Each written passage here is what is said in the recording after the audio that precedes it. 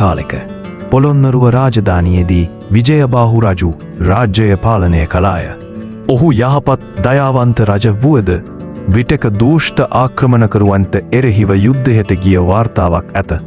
එදාක දකුණු ඉන්දියාවේ සිතා ආවියුදරයන් වූ චෝල යෝධයන් ශ්‍රී ලංකාවට ආක්‍රමණයක් සිදු කළා. ඔවුන් පළාත් කිහිපයක් අල්ලාගෙන ගම්මාන විනාශ කළා. මෙම අනතුරට මුහුණ දෙමින් විජයබාහු රජු සිය යෝධයන් කැඳවා මගේ ජනතාව රැක ගැනීම මගේ වගකීමයි කියා සටන් පැවැත්වීමට සූදානම් විය.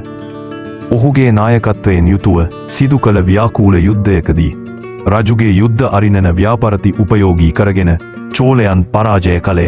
ඔහුගේ වීරතාවය හේතුවෙන් චෝලයන් දිවයිනන පලා ගියේය.